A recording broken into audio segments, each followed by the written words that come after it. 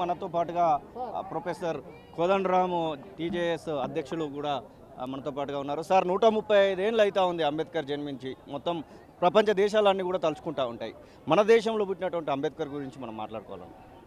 మనం మాట్లాడాలి. ఎందుకంటే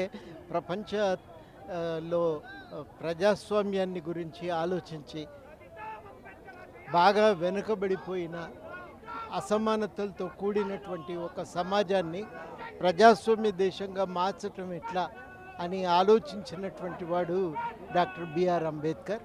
చాలా లోతుగా చాలా విషయాల గురించి ఆయన ఆలోచన చేసి రాసిండు. సమాజంలో, ఆర్థిక రంగంలో, రాజకీయ జీవితంలో ఆయన స్పృశించని అంశం లేదు. ప్రతి అంశాన్ని స్పృశించాడు. ప్రతి అంశాన్ని ప్రజాస్వామికంగా మార్చడానికి ఏం చేయాలనే విషయంపై ఆయన లోతుగా ఆలోచించాడు. అంత లోతుగా ప్రజాస్వామ్యం గురించి చర్చించిన వారు మరొకరు లేరు. ఇవాళ ఉత్తర దక్షిణ భారతదేశాలు ఈ డిలిమిటేషన్ సందర్భంగా చర్చ జరుగుతుంది, కానీ అంబేద్కర్ ఆ రోజుల్లోనే ఈ చర్చ చేశాడు.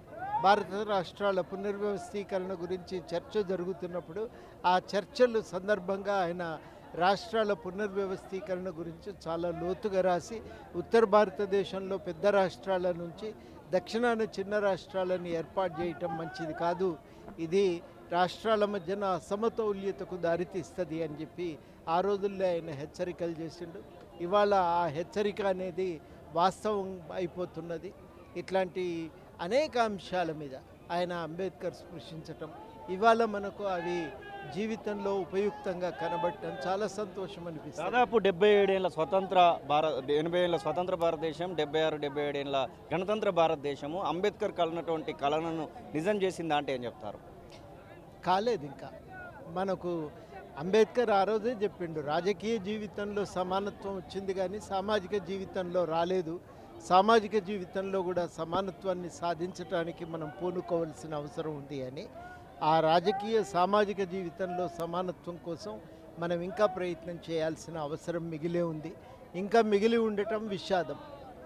అవి ఇంకా అంబేద్కర్ ఆశించినటువంటి మార్పులు రాకపోవటం విషాదం.